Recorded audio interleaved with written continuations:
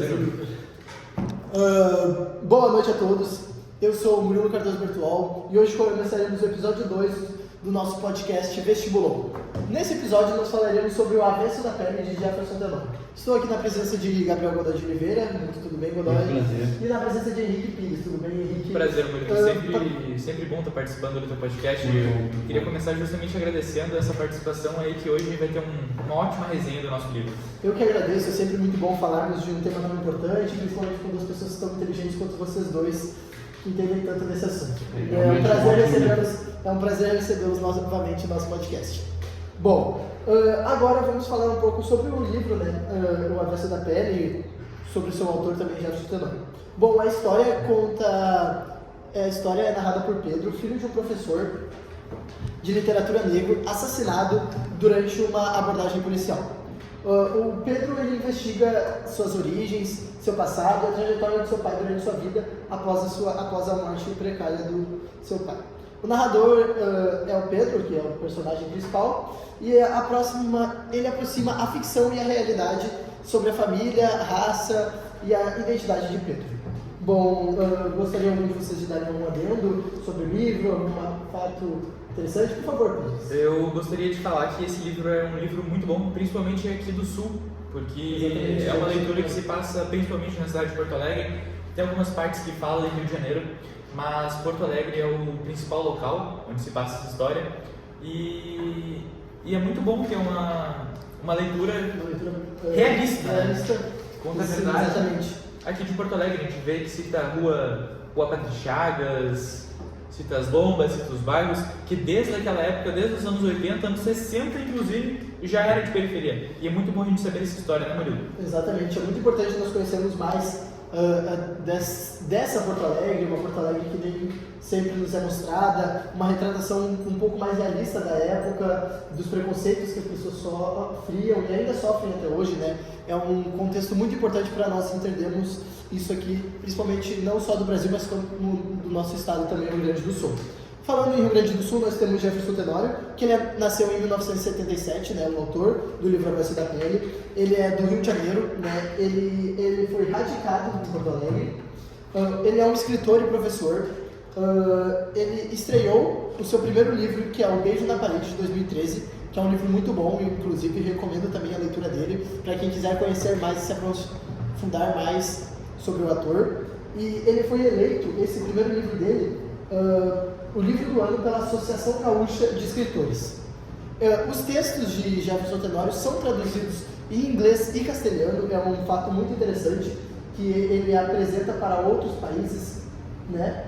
E suas obras abordam pobreza, discriminação, desigualdade social entre as diferentes classes do Brasil. São temas tão relevantes, tanto no contexto atual, trazendo que é um contexto que ainda é muito debatido no Brasil, é um tema que a gente ainda discute diariamente, as pessoas sofrendo racismo, as desigualdades sociais, entre outros. Alguma adendo sobre o Jefferson?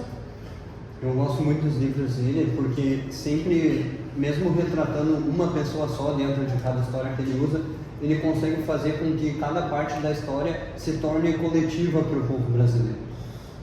Henrique? Muito bom adendo, Godoy. Eu já te agradecer ao Murilo pela presença hoje aqui no podcast, mas eu também queria agradecer a professora Daniele, Grande professora Daniele, excelente professora. Que eu ainda não conhecia esse autor, um autor incrível, e é muito bom realmente ter a oportunidade de ler esse livro. O livro que a gente sabe que tem um monte de polêmica, que a gente vai falar um pouco mais pra frente, mas que realmente é muito bom poder ter essa leitura, é bom ter liberdade. É muito bom, é bom que o Pires tenha mencionado. Eu gostaria de agradecer a professora Daniele, professora de português. Ela é uma professora maravilhosa, uma grande pessoa. Ela também foi ela que me trouxe esse livro um tempo atrás. Eu realmente não o conhecia assim como o Henrique. Foi muito bom conhecer esse livro, ver como o Tenório retrata, conhecer então um pouco mais da história do Tenório, ver como esse livro foi retratado no período atual que ele foi lançado. Ele é um livro teoricamente recente, podemos dizer, ele é um livro lançado em 2020, que temas sobre racismo estão sendo muito debatidos desde então, né? Ele é um livro que foi sim censurado muitas vezes, esse é tópico que nós vamos entrar mais pra frente. Bom, agora que nós já demos um contexto geral sobre o livro A Veste da Pele de Tenório, como vai funcionar o nosso podcast? Nós vamos conversar, debater sobre o livro, mostrar a sua censura, como mencionamos já anteriormente, eu e o Henrique. Vamos falar um pouco sobre sua história, seu contexto atual, como ele foi recebido pelo público, seus prêmios. Então, é muito bom estar com todos vocês, com vocês dois, né? Todos vocês. Todos os nossos ouvintes, nossos milhares de ouvintes que estão presentes para nós podermos abrir esse debate. Em seguida, iremos também agradecer aos nossos patrocinadores. Exatamente. Ótimo tópico! Eu gostaria de começar agradecendo aos nossos patrocinadores. Bom, nosso primeiro patrocinador é a grande empresa McDonald's, ela que entrou agora nesse nosso ramo de podcast. Desculpe, de podcast recentemente, nos patrocinando. Somos muito gratos a eles. Sei que é uma empresa do exterior, mas uma empresa já muito conhecida. Gostaria de agradecer também a The Chipstack, esse é o nome Henrique que conhece melhor, que nos concedeu esse estúdio maravilhoso, esse patrocínio de um estúdio maravilhoso. Gostaria também de agradecer a Cardoso Materiais de Construção, que tem móveis e acabamentos maravilhosos para a sua casa e decoração. E por último, gostaria de agradecer a grande casa de apostas KTO.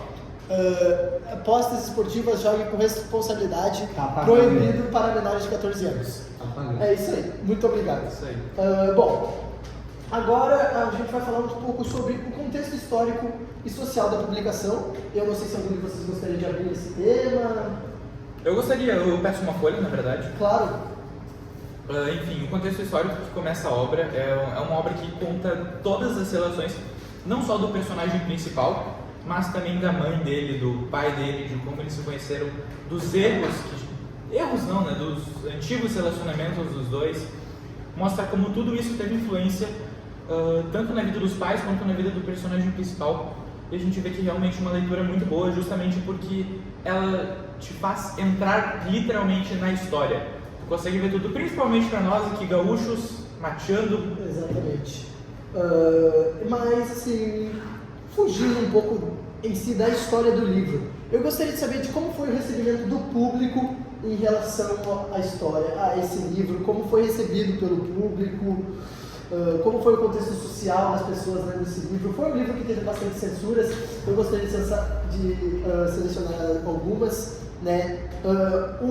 Em alguns estados, principalmente em escolas públicas, como no Paraná, Mato Grosso do Sul e Goiás, esse livro foi censurado. Em Santa Cruz do Sul, no Rio Grande do Sul, desculpe, a diretora de uma escola pediu a retirada do livro, e a Secretaria de Educação do Paraná alegou que o vocabulário é inadequado para os alunos do ensino médio, um livro como esse. Eu gostaria de saber a opinião de vocês dois sobre essa censura, sobre por que esse livro foi censurado, muitas vezes mal visto. O que vocês acreditam que ele possa ter de tão ofensivo ou tão negativo para a nossa sociedade? Bom, eu vou dar meu adentro dentro disso. O livro ele acabou sendo muito censurado por conta que ele representa uma ação muito ocorrida na atualidade. Uma triste realidade que o brasileiro não quer aceitar. Que é muito dentro da violência cotidiana. A violência dentro do livro aparece quase toda hora, de forma psicológica, física e simbólica. O assassinato do pai do Pedro por policiais é um retrato brutal da violência que se tem contra o racismo estrutural na história do livro. O racismo dentro do livro é uma história que não aparece isolada, mas com uma força constante que atravessa todos os espaços, tentando atingir ao máximo o leitor com essas informações. Como é bom ter um ativista inteligente aqui entre nós, né, Murilo? É um prazer essencial. Godoy, só para falar, tu já está formado em letras, né? Isso. Em letras. Ele se formou em ciências sociais, né? Isso aí, Murilo, pela URGS. Pela URGS. Eu me formei em jornalismo na URGS. Eu lembro que em alguns momentos a gente se Vai do curso de jornalismo. e em alguns momentos a gente se encontrou lá e estava sempre correndo. Sempre foi no Godoy, principalmente. Godoy, onde é que tu se formou? Tu se formou na. Em Harvard. Harvard. Sim. Tu formou em Harvard. No curso de Agregando mais um pouco ao que o Godoy falou, ótimas palavras, Godoy, realmente meus parabéns. Foi uma ótima interpretação do livro. A gente vê que esse livro é um livro que ele permite algumas interpretações no meio que se pode. Ele não dá espaço para se criarem novas histórias. Uma história que a gente vê que deve ser contada justamente desse jeito. Que é por isso justamente que muitas pessoas tentam até hoje censurar o livro. Porque realmente é um livro pesado, é um livro que fala além do como a gente sabe que pesado é o racismo na nossa sociedade, ele também fala algumas coisas que devem ser faladas para o jovem, sim, comentou sobre isso, ensino fundamental e médio, fala sobre algumas coisas que a gente não é apresentado nem na escola nem em casa, né? Exatamente, porque como eu mencionei antes, enquanto o Godoy falava, é um livro que ele traz uma realidade em que muitas vezes o povo brasileiro não quer aceitar essa realidade. O povo quer que tudo seja... Ele acaba banalizando. Ele acaba banalizando mal, ele acaba fazendo com que as coisas... Ele acaba mostrando uma realidade, como eu falei, que o povo brasileiro não quer aceitar e que ele não acredita que os seus jovens necessitem disso, não necessitem ver essa realidade. Só que os jovens são o nosso futuro e eu acredito que os jovens que têm que ver essa realidade, que têm que contextualizar para que eles possam no futuro defender sua opinião, uma opinião certa, correta, sem nenhum tipo de preconceito. Bom, o livro, eu já falei da censura do livro, como foi essa aceitação social. Agora eu queria fazer um pouco da biografia do Jefferson Tenório, já falei. No contexto, Jefferson Tenório, algum de vocês gostaria de falar do contexto que Jefferson Tenório escreveu? Por que vocês acreditam que ele tenha escrito essa obra? Qual foi as suas escolhas? Eu tenho certeza que ele escreveu isso porque precisava ser escrito por alguém, precisava de uma pessoa para ir lá e falar o que realmente acontecia. Tem um ponto muito interessante do livro que eu gostaria de grifar aqui, que é uma frase que eu gostaria de ler. Claro, por favor. Que é, contextualizando, é uma parte do livro no qual um menino rouba um pertence de uma mulher no centro e ele é confundido com Jefferson Tenório, justamente por ser negro, né? E daí ele conta que um deles te achou e te apontou. Em instantes vieram todos para cima de você, socos e chutes na cabeça, na barriga e no rosto, até você começar a sentir o gosto enjoativo do sangue. Então, a gente vê o porquê esse livro foi censurado. É uma leitura pesada, mas é uma leitura que é necessária. Quem que escreveria isso se não fosse ele? Exatamente. Ele que tem esse poder de fala por ser um homem negro, ele que tem essa relevância já por outras obras que ele escreveu antes do Adverso da Pele, obras com temáticas sociais. Então, eu acredito que o Jefferson tem esse poder de fala para mostrar para a gente como é essa realidade que muitos de nós às vezes não conhecemos. Eu gostaria de dar Eu acredito que uma frase que consegue retratar bem o que ele quis representar dentro desse livro, ele quis mostrar algo que estava de errado na sociedade, mas que a sociedade não queria realmente ver dentro disso. Ele teve que ser uma forma de notícia para mostrar o que realmente acontece dentro da nossa sociedade. Bom, eu gostaria também de citar a frase que ele falou que mostra muito bem isso, uma frase que está no livro E ser confundido com um bandido vai fazer parte da sua trajetória. Isso é a triste realidade de muitos brasileiros na nossa atual sociedade. Muitas vezes as pessoas são discriminadas por sua cor de pele e às vezes elas não têm nada a ver com aquilo, mas elas são discriminadas por não acreditar. Justamente pertencerem a isso, né? Pertencerem a isso, as pessoas muitas vezes são mostradas como pessoas ruins, como pessoas que estão sempre lá para o mal, que são extremamente criticadas, que não têm a sua capacidade realmente de exercer seus direitos. Exatamente. Capacidade de exercer seus direitos, isso é uma coisa muito comum no nosso cotidiano. E a gente vê que sempre foi assim, né? A maioria dos países, na verdade os países da Europa, a gente tem aquela história incrível das Highlands que começaram e tem histórias de antes de Cristo e todo mundo acha incrível. O Brasil é tudo muito recente, tudo começou em 1500 e de 1500 para cá a gente vê muita atrocidade. Exatamente. Bom, agora eu vou querer comentar um pouco sobre o enredo da história, tá? Com vocês, sobre seus personagens. E agora, com licença. Bom, Pedro, né, que é o nosso personagem principal da história, que após a morte de seu pai, ele tenta reconstruir a memória que viveram juntos. Pedro é um personagem introspectivo, ele é uma pessoa sensível, reflexivo, pensa muito sobre as coisas. Sua trajetória em busca de uma identidade. E de continuarmos aqui com os personagens e o enredo da história, nós recebemos uma presença ilustre agora, que é de um dos nossos patrocinadores aí.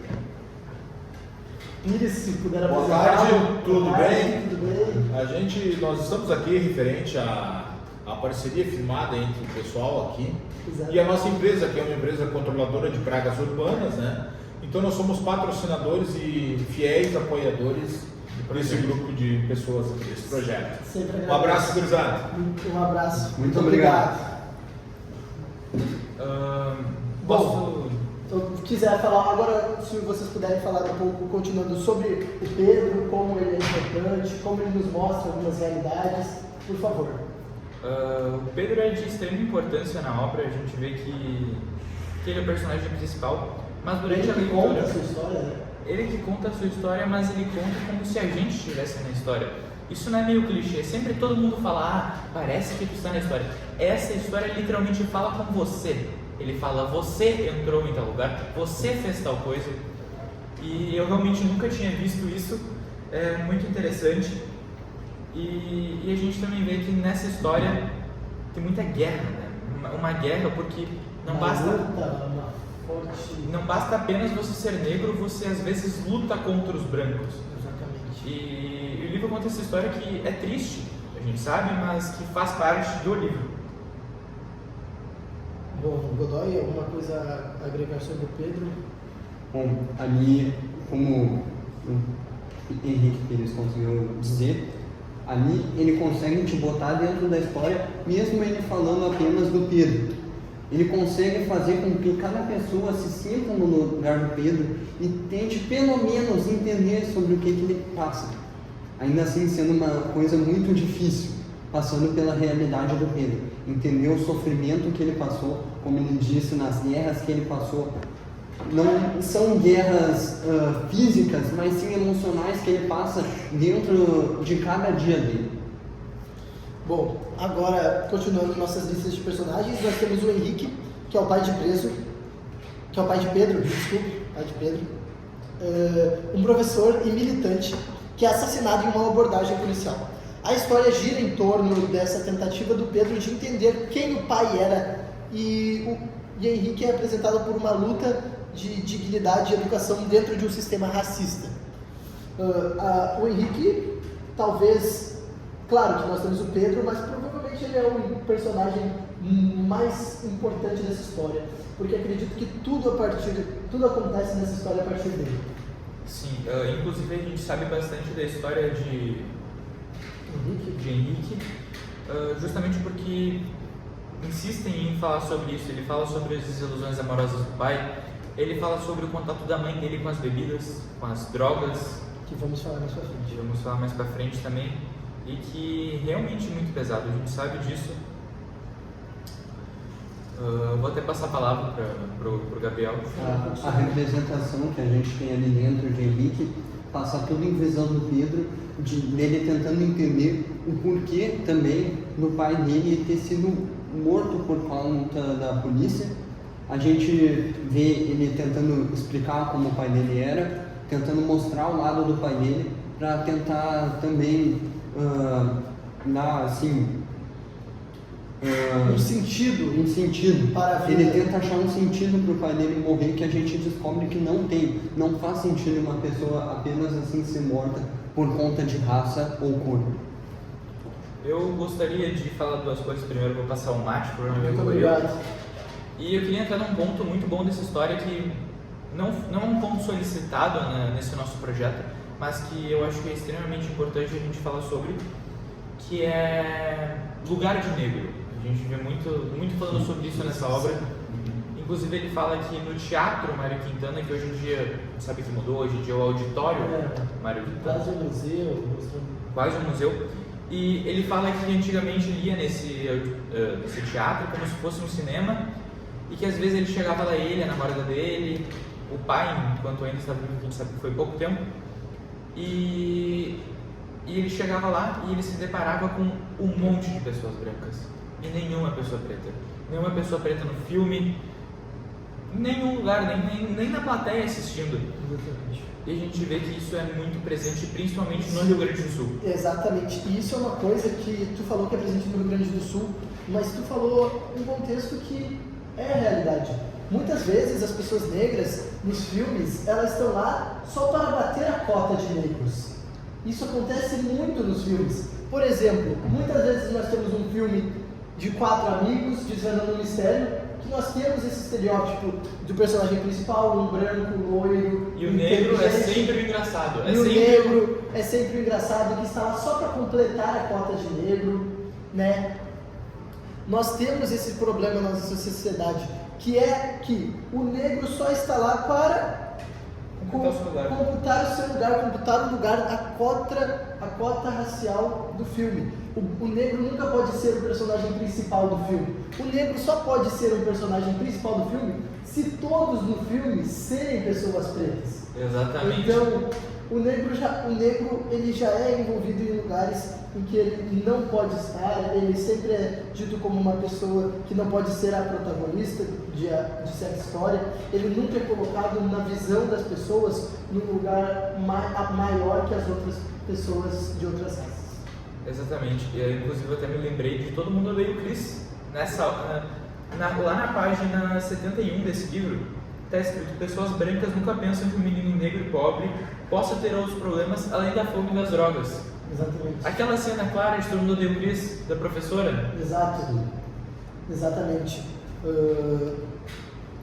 E o mais interessante é que os negros sempre são ligados às coisas que, politicamente corretas, algumas pessoas consideram que não são politicamente corretas, como é retratado nos filmes e tal, que traz também uma parte da história, traz isso, que é: os negros sempre são os que moram nas favelas, sempre são os que fumam maconha, sempre são os traficantes, assim como a gente estava falando, sempre são o lado ruim da sociedade, sempre é retratado. Sempre são assim porque é a oportunidade que a sociedade exatamente. oferece. E isso não é só, como o Pires falou, não é só nos filmes, é as oportunidades que eles recebem. Muitas no Brasil existem, é muito discutido sobre as cotas raciais e etc. Mas as oportunidades que os negros recebem em nossa sociedade, como o Pires falou, o lugar que a nossa sociedade impõe aos negros, que às vezes é dito que não é lugar de negros, muitas vezes isso influencia e nos mostra uma triste realidade que muitos deles vivem e que não deveria ser assim. Sobre as cotas, Murilo, eu acho um ponto muito interessante a se tocar, porque as cotas raciais a gente vê que elas realmente são necessárias, mas que elas entram em vigor descaracterizando o povo negro. Por exemplo, as cotas hoje em dia eles colocam ser negro como se fosse um defeito. Exato. Você é negro, então tu vai ter aqui a tua vaguinha no teu curso mais alternativo ali. E a gente vê que na verdade isso poderia ser feito de uma forma diferente. Inclusive, se identificar como negro. No Brasil, muitas pessoas são negras. Não vou ter um número exato aqui agora, mas negros também incluem pardos. O povo indígena, se não me engano, também é considerado povo negro. Então é importante que a gente tenha a reformulação desses projetos governamentais para que assim tenha uma maior inclusão. E uma coisa interessante é que muitas pessoas que assim se declaram brancas, nesse momento que vem essas cotas, tentam retirar o lugar dos negros, se declarando pessoas negras. Assim, pessoas que sempre se declararam automaticamente brancas, se declaram pessoas negras, tentando tirar o lugar dos negros durante essas cotas. De certa forma, os brancos nunca entenderiam como é ser negro. Exatamente. Nunca entenderiam. Tu nunca estaria andando na rua sendo um menino branco e sendo abordado 3, 4 vezes pela polícia durante a noite. É claro que nós estamos falando isso, né? Mas a gente sabe que esse não é nosso lugar de fala, teoricamente, acredito eu, né? nós estamos dando a nossa opinião, a nossa visão, mas a gente não tem essa visão de uma pessoa negra, mas nós sempre estamos aqui para ajudar e nunca disseminar o ódio sobre as pessoas, tanto independente de raça, religião, sexualidade. Nós não estamos em nosso lugar preferencialmente de fala, mas nós aqui estamos tentando falar e contextualizar e comentar como é importante nós falarmos sobre isso. Como tu disse, não é algo que a gente vive, mas sim que a gente sempre presencia e vê como um problema dentro da nossa sociedade. Falamos por nossa escola. Falamos por nossa escola, por nossa educação, pelo que é mostrado na realidade de muitos brasileiros. Então, é isso aí. Nós gostaríamos de agora continuar o nosso podcast falando ainda sobre os personagens, sobre o enredo da história. Essa história que é muito vasta, muito interessante para a nossa mente. Agora, sobre o nosso terceiro personagem, que é focado também nessa história, é a Elaine, a mãe de Pedro, que é uma mulher negra que sofreu, além do racismo na sociedade, ela sofre violência doméstica e a sua trajetória é mostrada como uma trajetória cheia de dores, vividas principalmente pelas mulheres negras, e o impacto do machismo ainda aliado a isso. Isso é um ponto muito interessante, porque se nós formos fazer uma pirâmide, por assim dizer, nós temos na base das pirâmides de racismo, e preconceito e etc., nós temos assim na base, nós temos homens negros e acima nós temos as mulheres negras, porque as mulheres negras, além de sofrerem o machismo na sociedade e o racismo, elas são oprimidas 2 vezes mais. Nós temos até um nome para isso, que é interseccionalidade. A interseccionalidade, que é quando a pessoa sofre um diferente tipo de opressão por estar em 2 classes sociais distintas. Eu queria solicitar que alguém de vocês fizesse uma leitura, alguém se candidata? Já vou explicando, Godoy. Essa leitura é uma leitura bem pesada, que acontece em um contexto em que eles estão no jantar de família, na verdade é um almoço clássico de família do gaúcho, e Pedro é assediado.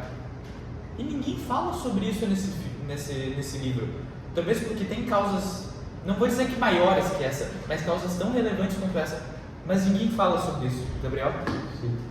Antes de ler, eu acredito que isso não é falado por conta de que um abuso sexual é algo muito difícil de se comentar dentro da nossa sociedade. É algo que normalmente as pessoas sentem vergonha de falar, o que não deveria ser assim. As pessoas deveriam ter mais coragem para falar o que elas estão sofrendo. Agora eu vou começar a ler o trecho que Henrique me deu. Teve um dia que a prima Violeta pediu para você beijar a periquita dela. E você beijou. Desajeitado, ajoelhou-se, baixou a calcinha dela e deu um selinho, mas não tinha a mínima noção do que estava acontecendo ali.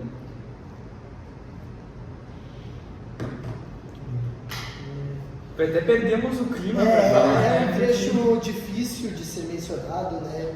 Um ponto, prima Violeta tinha 13 anos. Exatamente. É um trecho difícil, que pode causar gatilhos em algumas pessoas, mas que a gente pode trazer mais disso em outros momentos do nosso podcast, porque, claro, nos próximos episódios, né, que vamos falar mais sobre esse livro, né, mas isso mostra também que o Pedro ele não sofre apenas com o racismo, ele sofre com muitas outras coisas, e que às vezes a nossa sociedade, principalmente as pessoas brancas, a gente vê que os negros, eles sofreram racismo, mas a gente vê que ele às vezes se considera, mas a gente não vê o interior dele. A gente às vezes tenta só não ser, vamos dizer assim, racista com ele, mas a gente também não tenta ajudá-lo.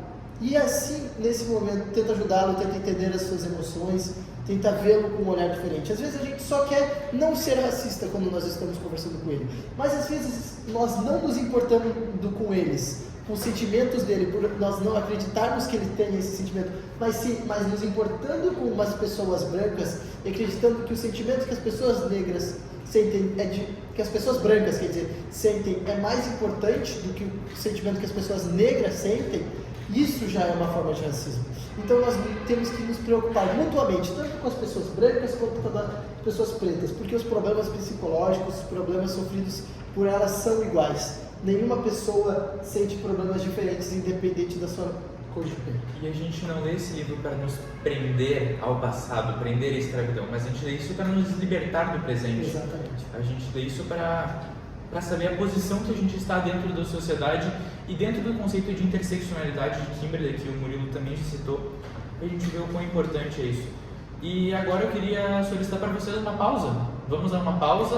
Claro, aproveitando a pausa, falarmos de novo dos nossos patrocinadores, The Stat, como recebemos ali no nosso grande anfitrião, o Sr. Clayton, CEO da The Stat, junto com a Graziella.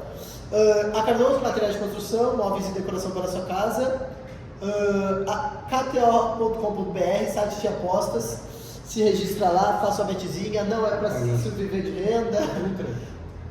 renda, e Ativo Ultra, seu Magrão, não está pegando mais no couro, a mulher já está reclamando, liga no Ativo, 9598-3640, pede seu Ativo e chega de graça, discretamente na sua casa. E é isso, nós vamos dar um intervalozinho, né? Aí, agradecer de novo. Já voltamos. E já voltamos novamente aí para continuarmos nosso podcast, né? E vamos continuar falando sobre esse livro tão importante, tão atual, tão necessário, que nos mostra uma realidade que nós muitas vezes não queremos aceitar. Nós precisamos falar de temas centrais que são mostrados no livro. E eu gostaria de começar falando com o Gabriel sobre o racismo estrutural no livro. Ele não aparece às vezes como algo isolado, mas como uma força constante que atravessa todos os espaços do livro. Isso é exatamente. Como é apresentado no livro e...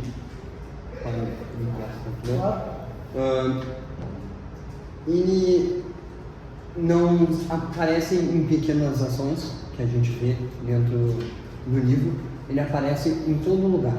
A cada palavra que a gente consegue ver, a cada ação do Pedro, a gente consegue ver o quanto ele sofre com isso. A gente consegue ver como isso está estruturado dentro da vida dele. Não é algo que ele escolhe ou as outras pessoas escolhem por ele. É algo que vem junto com isso há muito tempo. Vem da sociedade, né? Eu vejo que a sociedade, de certa forma, se nega a parar com isso. Às vezes para nós é até cômodo, né? Mas a gente sabe que na verdade isso é uma luta que já vem acontecendo há tempo e que deve ser comentada a respeito. Bom. Tchau. Tchau. Tchau, tchau. Gabriel. Bom, a violência cotidiana que aparece no livro. Queria saber sobre vocês. Queria saber sobre vocês, como vocês veem e entendem essa violência que é mostrada repetidamente no livro, que muitas vezes eles sofrem. Tchau. Eu vejo essa violência como uma violência presente, né?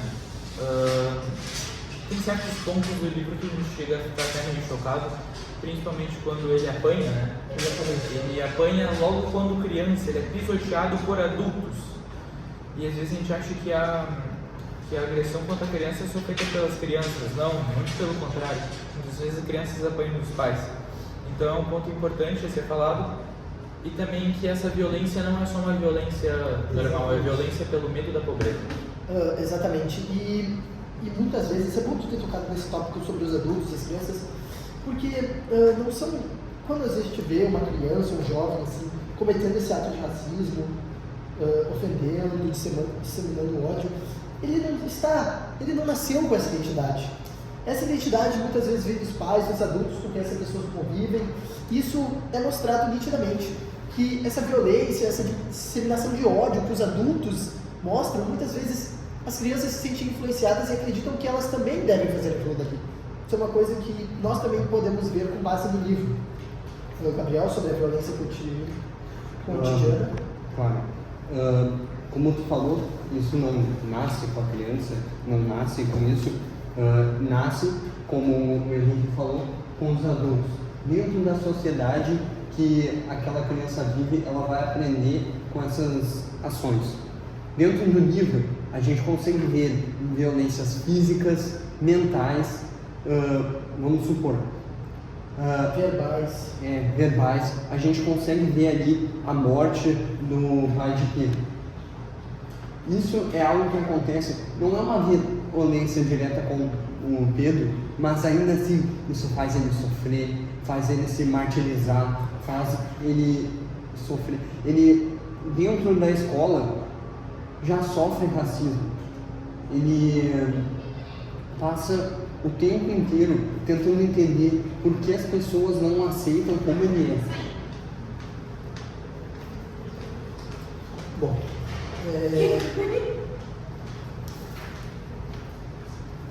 Dá um beijo. a gente volta isso no bake-off. Dá um beijo aí pra mãe, Não cara. posso sair, sim. Dá pra mãe, pelo amor de Deus. Tá. Oi, mamãe. Tchau, muito obrigado, viu? Tchau, obrigado. Mãe, traz meu suquinho de maracujá depois que eu fiquei um pouco nervoso. Mas o quê? Meu suquinho de maracujá. No domingo? Tá. Bom, assim, desculpe aí. Interrupção. Não, aí acontece, né? O programa ao vivo é assim, né, gente? Assim, tem que ter. Tem que ter. Essa é a magia do outro. Exatamente. Bom, e assim, falando dessa questão de violência, nós temos uma luta que é travada pelo nosso protagonista, que é a luta interna. Durante o livro, Pedro sempre tenta entender quem foi seu pai e quem ele é dentro de si mesmo. E a ausência de respostas acaba deixando, sobre a morte de seu pai, acaba deixando Pedro mal, uma luta que ele busca durante o livro inteiro, reflexões, a fantasia que traz, a busca por um sentido, ele não é só por fatos que ocorreram pelo pai dele, mas é um sentido para a sua vida, entender o sentido da morte do seu pai, entender por que isso acontece, por que isso está enraizado. E é uma luta que ele tenta se entender, diariamente. E eu queria entender com vocês essa luta que o Pedro batalha contra as respostas, contra a sua identidade, para se entender. Então, é uma luta que o Pedro não percebeu desde sempre, mesmo tendo apanhado quando criança, não pelos seus pais, mas pela sociedade, ele ainda não sabia o porquê faziam aquela luta com isso. E ele só vai perceber que isso realmente faz parte da vida dele a vida inteira, quando ele entra em movimentos políticos, quando ele conhece pessoas, quando ele descobre o lugar que ele está inserido como minoria, que na verdade é maioria na nossa sociedade. A gente consegue ver ali dentro do livro que a luta que ele sofre não é exatamente física, mas é uma luta para tentar entender o porquê ele sente essa dor física, o porquê do sofrimento dele, o porquê do sofrimento com a família dele, o porquê esse sofrimento que cada um que é igual a ele, ao mesmo tempo diferente, sofre essas coisas. Bom, uma das coisas também citadas no livro é a identidade e a memória familiar. A relação entre as memórias do pai dele e a construção da identidade do Pedro, como descobrir, reconhecer a história do pai dele, que é fragmentada por dor e opressão, recuperar uma memória de si mesmo que ele sofreu, reflexão sobre como é ser uma pessoa negra no Brasil, toda essa reflexão que é trazida, que é uma força, que é uma ferida que ele tem dentro de si, como a identidade dele é moldada com base nessa memória que ele tem, nessa identidade. É uma crise que a gente tem hoje no Brasil. Pouco se fala sobre a crise da paternidade. Coisa mais normal que tem é um homem não usar preservativo, ou estoura alguma coisa, e as pessoas não têm paz. Às vezes faz falta uma referência paterna. Desculpe te interromper, mas no que isso agrega no nosso debate? Isso agrega muito o nosso debate, a crise da paternidade. Mas isso não é o que nós queremos saber. Nós estamos aqui debatendo a identidade. Como entender o que o pai dele era o transforma. Ele não tem um pai presente justamente porque o pai dele foi morto por uma sociedade discriminatória e preconceituosa. Sim. Não porque o pai dele era um homem mau que não usou preservativos necessários. Não, mas ele está tentando entender o que o pai dele traz. Eu não estou falando disso, eu estou falando que Pedro teve a oportunidade de ter um pai. A gente sabe que ele não foi tão próximo do pai por um tempo, mas que uma crise que a gente tem no Brasil de uma falta de uma paternidade. Às vezes Pedro demorou para entender aonde que ele estava dentro de sociedade, porque ele não teve esse contato do pai que a gente sabe que era professor, que podia ter agregado muito na vida dele. Então, Pedro teve contato com seu pai, mas poderia ter tido mais, isso podia ter agregado mais. E ele percebe o lugar que ele está na história apenas depois do pai dele morrer, porque ele descobre quem o pai dele foi e o quão relevante isso era. Eu acho que eu entendi o que Henrique quis dizer. Ele quis tentar trazer para a gente o como o pai, estando presente, ia ajudar mais o Pedro a entender onde ele está inserido dentro da sociedade. Vamos tentar se botar no lugar de Pedro. Como seria para ti se teu pai, ele simplesmente, para Pedro, o pai dele desapareceu naquele momento? E cada vez tu tem que lembrar da situação que aconteceu com teu pai, tentando descobrir o que ele realmente passou, tentando se botar no lugar de alguém. Isso às vezes é a coisa mais difícil para o ser humano, se botar no lugar de outra pessoa. Empatia, exatamente. Bom, e o último tópico para falarmos desse livro tão fenomenal, que é Uma Dança da Pele, é como é descrita o corpo negro. Atualmente, dando só um adendo, o corpo negro, ele às vezes, por as pessoas brancas, é visto como uma forma forte, um aspecto físico, às vezes, muitas vezes, que as pessoas brancas não gostam de admitir, mas que elas desejam. Corra, né? Exatamente, eu ia citar. Existe um filme muito interessante chamado Corra, que é um suspense, um suspense dramático, psicológico, um terror psicológico, que mostra um homem negro que ele vai para uma família que só existem pessoas brancas, e que nisso ele nos é apresentado que essas pessoas brancas dessa família enxergam os corpos negros de uma forma, vamos dizer assim, de arma, que elas podem usar esses corpos negros para que elas possam se continuar vivas, porque esses corpos negros são mais fortes, mais híbridos. Claro que tem essa parte da ficção que eles trocam o mental das pessoas negras e botam as pessoas brancas nos corpos negros, mas eles botam as pessoas brancas nos corpos negros porque eles acreditam que as pessoas negras tenham mais aspectos físicos mais interessantes do que as pessoas brancas. E muitas vezes isso é retratado. Acreditamos que as pessoas negras sejam mais fortes, mas as pessoas brancas dizem que elas são mais fortes, só que a gente não vê o lado psicológico delas, o que elas sentem. E é um problema entrar nesse ramo científico, porque sempre tentaram justificar o preconceito. Exato. A gente vê no Brasil a teoria do embranquecimento racial. Na Alemanha, na época hitlerista, tinham pesquisas falando de que os judeus não eram bons, por isso precisavam ser exterminados e... Enfim, não vou entrar nesse ponto. Mas eu me lembro muito que quando eu estava no primeiro ano do ensino fundamental, em 2014, eu tive uma leitura obrigatória para fazer na escola que era Todo Mundo é Igual. E a gente pensa, nossa, todo mundo é igual. Não, todo mundo é diferente. Cada um é diferente. Eu sou diferente do Murilo, o Murilo é diferente do Godoy. E a gente precisa entender isso. A partir de um ponto que todos sejam iguais, mas claro, com suas diferenças. Bom, e agora vamos falar um pouco também sobre a relevância do livro no contexto atual. É uma coisa incrível o que nós podemos notar. Porque no contexto atual da nossa sociedade, eu gostaria de trazer uma coisa que eu fiquei pensando lendo esse livro, que é: as pessoas negras, elas não querem ser superiores às pessoas brancas. Claro que não. Elas só querem ser tratadas com empatia, com gentileza. E eu gostaria de retratar que as pessoas brancas, quando elas tentam não ser racistas, elas são racistas. Sim. Pois existe uma cultura muito famosa hoje que se chama a cultura woke. O que é a cultura woke? A cultura woke é a tentativa de pessoas brancas de representar mais as pessoas negras dentro de filmes, dentro de teatros, dentro de séries. Só que o que elas fazem? Elas não criam um personagem novo, negro, de poder. Elas criam personagens, elas pegam personagens brancos e transformam eles em negros. Ou pior, pegam personagens negros e os transformam em brancos. Exatamente. E o que é isso? Quando eles transformam personagens brancos em negros, o que geralmente eles fazem? Eles transformam os brancos, que são os heróis, em negros, e os negros que estão representando os vilões em brancos, para tentar assim não ser tão racistas. Só que os negros, eu acredito que o povo negro não se sinta incluído quando eles fazem isso. Muito menos pela Disney, né? Exatamente. Eu acredito que os negros, eles não querem isso.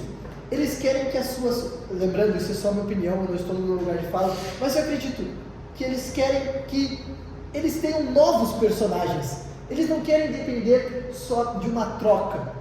Eles querem que criem mais personagens negros. Eles querem mostrar qual a cultura deles. Por que eles estão aqui?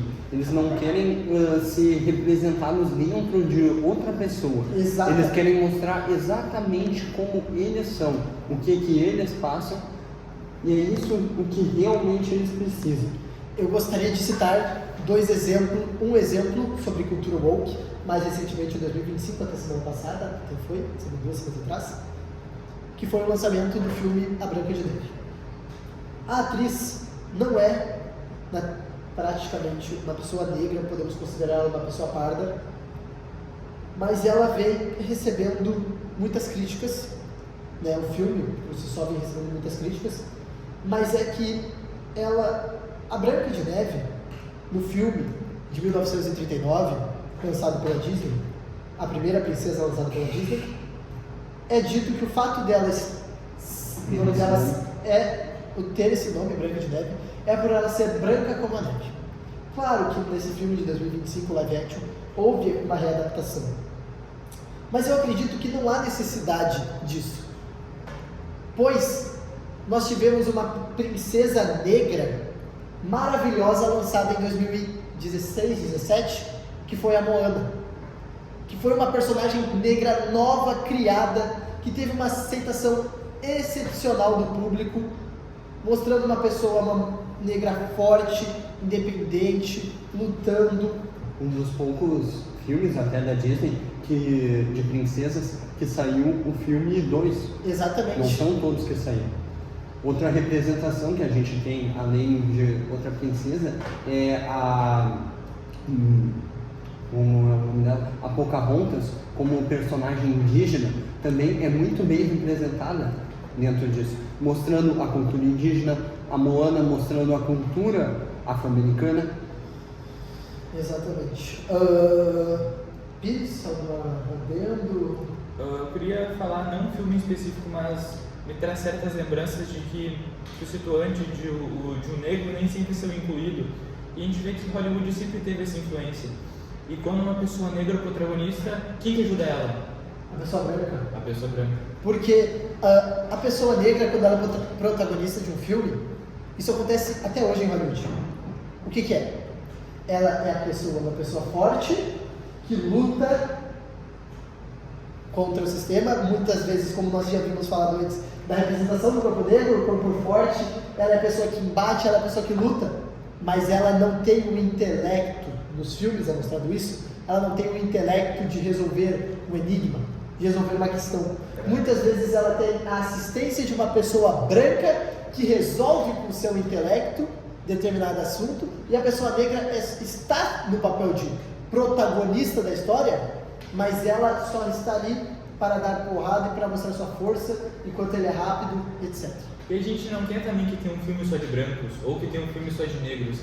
A gente quer, na verdade, um filme normal, que tenham pessoas brancas, pessoas negras, que tenha um diretor que seja negro, que possa fazer seu papel. Exatamente. Sobre essa questão de diretores, acredito que há ainda muito preconceito em relação aos diretores negros.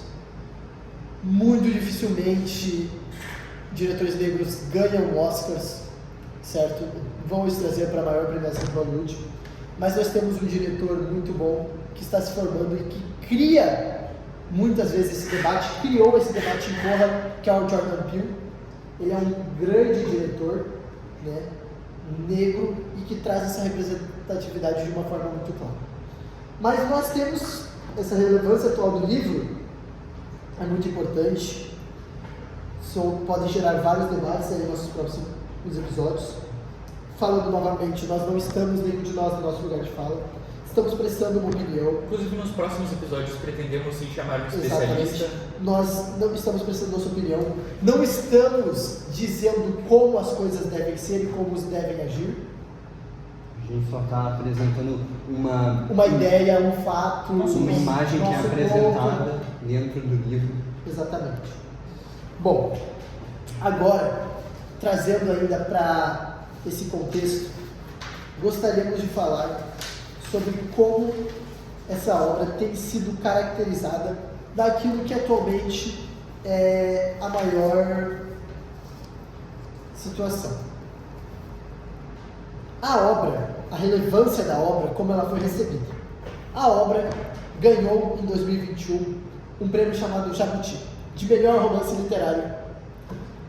A obra foi destacada por sua linguagem sensível e poética e seu impacto se mantém atual justamente por temas, como nós estamos falando, urgentes, que são os racismos e as cicatrizes deixadas na vida de pessoas negras, como o racismo é uma cicatriz, não é uma cicatriz superficial, é uma cicatriz que machuca lá no fundo delas, uma cicatriz que todas as vezes que as pessoas negras sofrem racismo, fica para sempre na vida delas.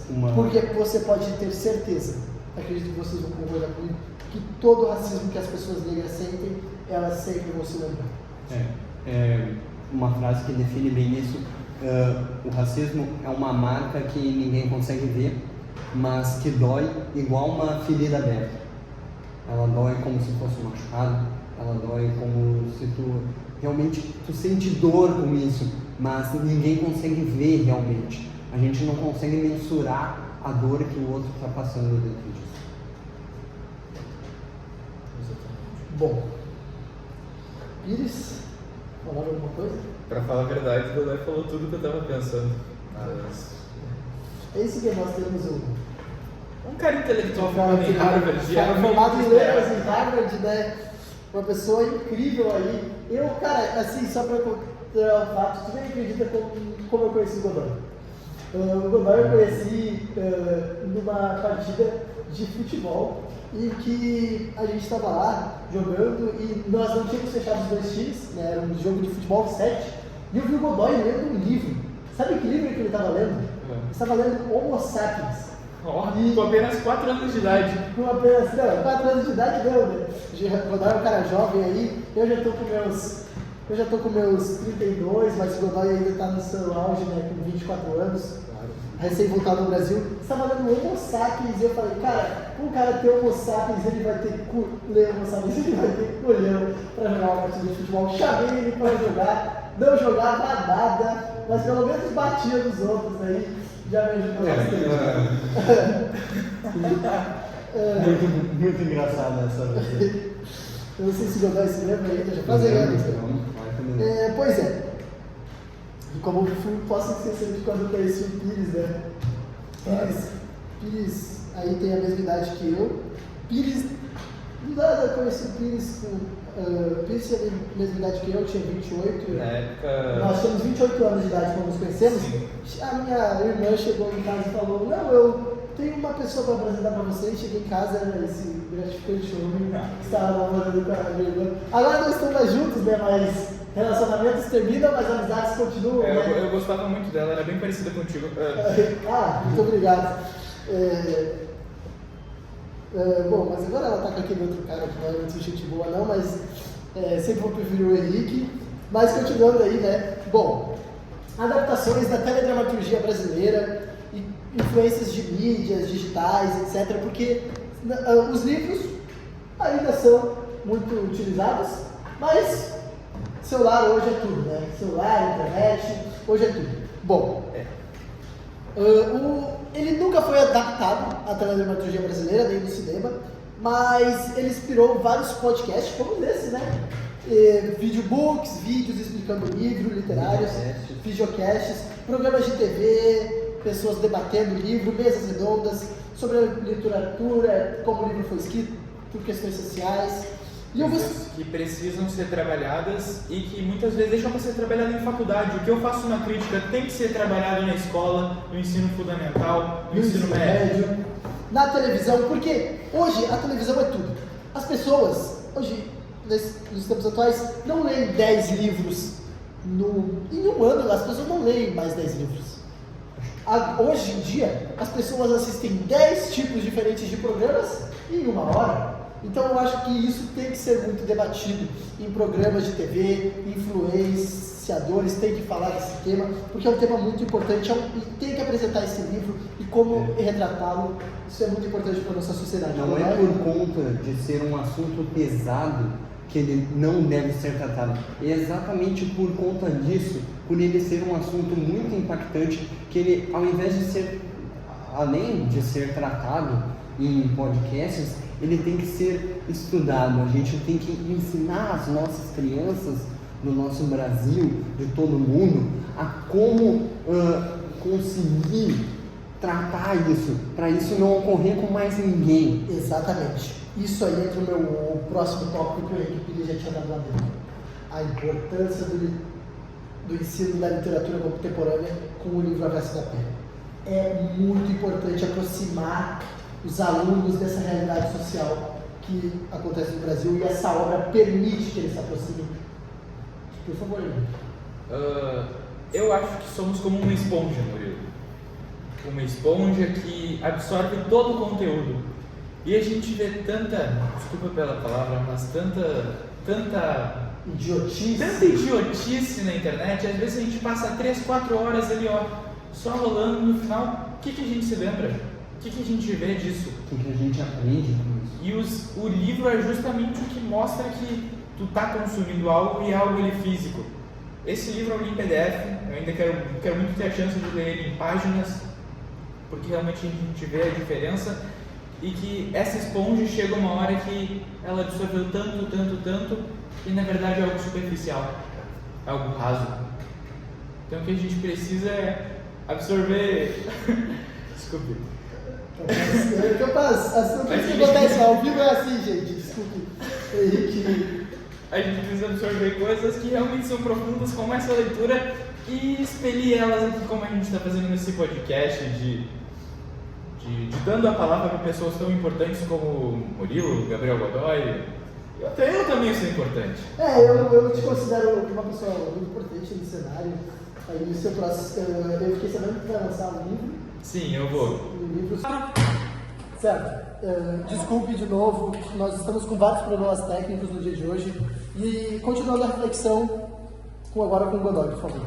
Claro, como a gente vê dentro do livro, a falta de um pai acaba causando uma cicatriz que não se vê, não é uma dor física, mas é uma dor talvez pior que uma dor física. Ela causa uma dor emocional, um vazio, uma coisa que não se dá para dimensionar. Pedro tenta a cada momento do livro preencher essa cicatriz, tentando procurar um motivo, um caminho para seguir que o pai dele acabou deixando, infelizmente.